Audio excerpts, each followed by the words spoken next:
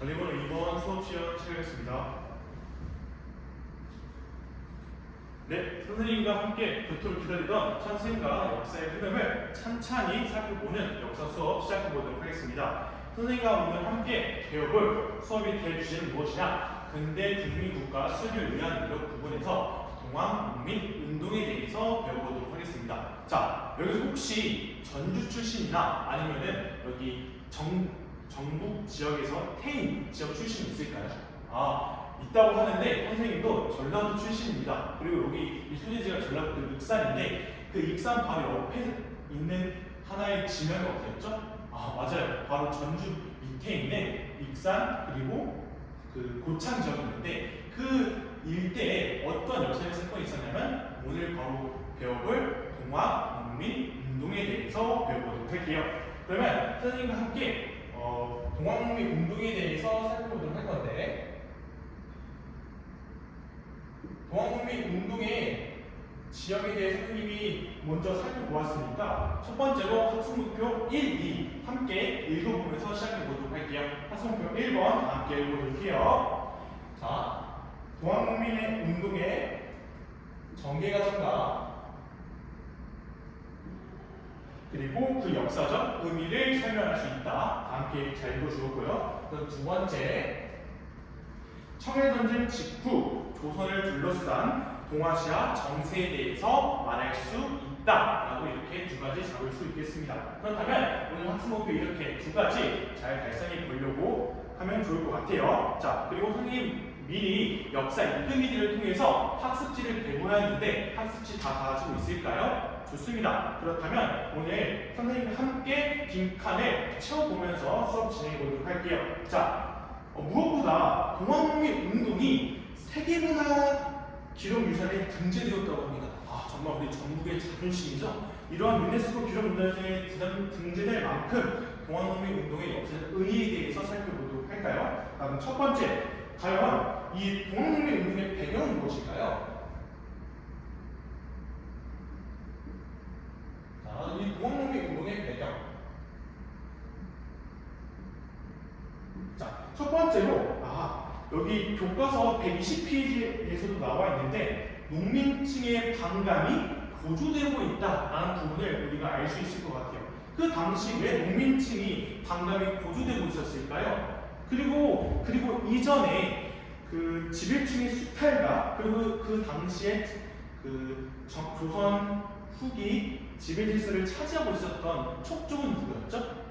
역사에 관심 많은 은서가 답변해 주었습니다. 맞아요. 민씨 일파, 즉 촉족이 이제 권력을 독점 행포하게 되었다라는 부분에서 대표적으로 이제는 지배층의 수탈과 대표적인 민씨 일파가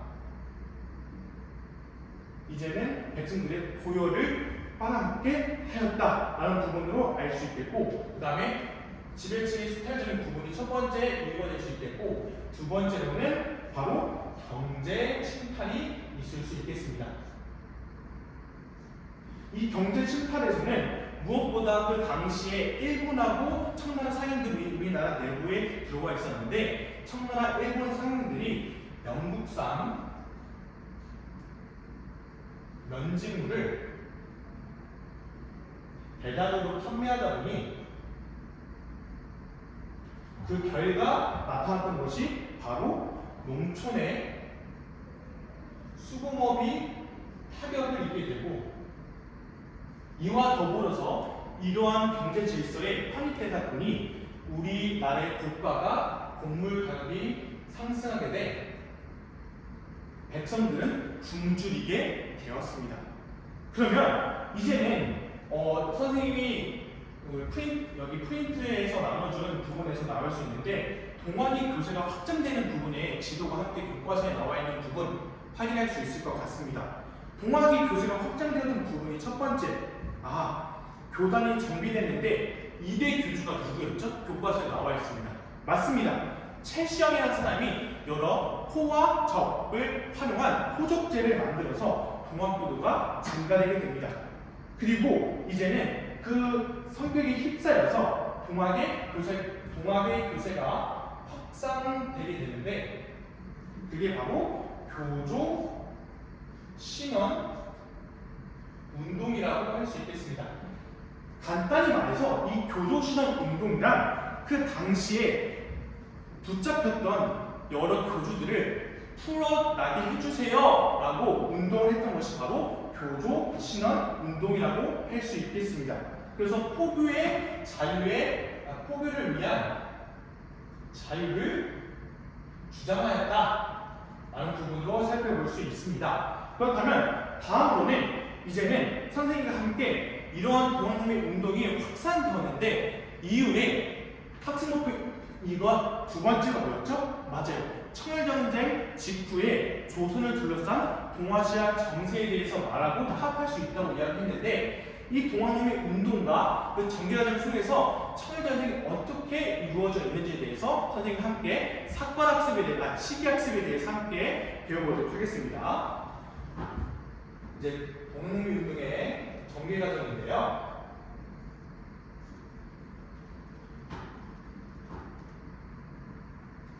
첫 번째로는 고구농민봉기가 일어나게 됩니다. 이 고구농민봉기가 일어나게 되었던 원인은 뭐냐면 그 당시에 민씨일파라는 지배층 수탈도 있었지만 여러 그 지배층 밑에 있었던 여러 지방의 군주들이 그 당시에 조병갑이라는 인물이 이제는 만석보를 만들게 됐는데 이 만석보가 뭐냐? 자신의 그 저수지를 만들기 위해서 만석보를 만들게 됩니다. 그래서 이 조병갑의 학정으로 인해서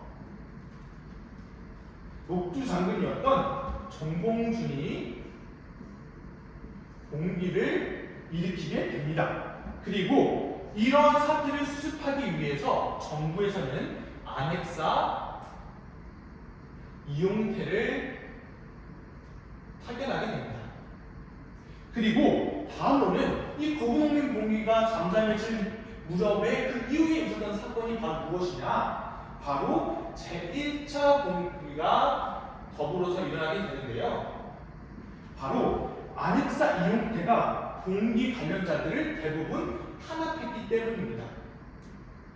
그러자 이제 남접과 북접이 합세해서 대표적으로 백산에 봉기를 하게 되는데요. 이 백산 지역에 집결해서 바로 4대 강령을 반포하게 됩니다.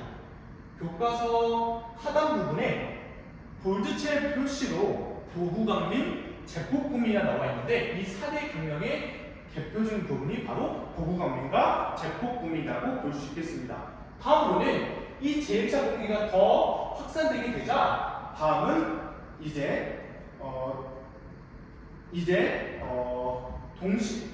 그 당시에 제1차 봉기가 일어나게 되자 청나라와 일본이 이 동학농민 운동이 조선 내부에서 일어나는 걸 통해서 안 되겠다. 동시 파병하자는 그 전에 체결했던 텐진 조약을 통해서 이제는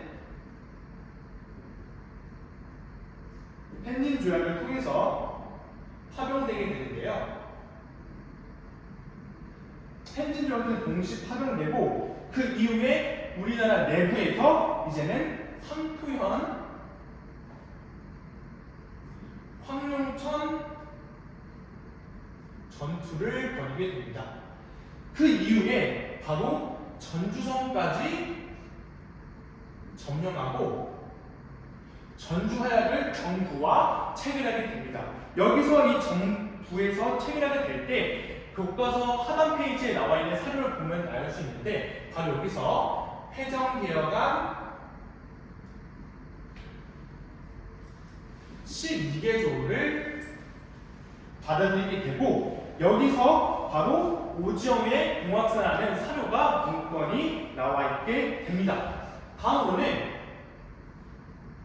제2차 봉기가 나타나게 되는데 제2차 봉기로는 청일전쟁이 발발되자 대표적으로 안 되겠다. 우리가 나서야겠다 해서 이제는 농민군이 재봉기하게 됩니다.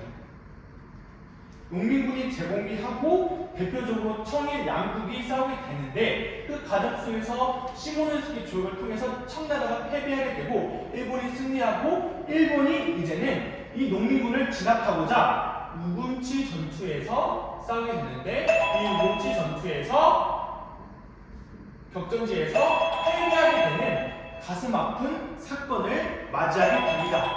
그 이후에 우리는 이 동학농민 운동의 전개 과정에 대해서 제2차까지 살펴보았으니 다음은 이 동학농민 운동의 의의와 한계까지 살펴보도록 하겠습니다. 자, 그럼 스크린으로 나와 있는데 의의적인 부분에서는 바로 이후에 있을 사회개혁을 반영하게 되었다는 부분과 반봉건 반외세의 의미가 있고 한계적인 부분에서는 여러 근대 사회를 건설을 위한 노력 부분에서 구체적인 방안을 제시하지 못하였다라는 부분으로 살펴볼 수 있겠습니다.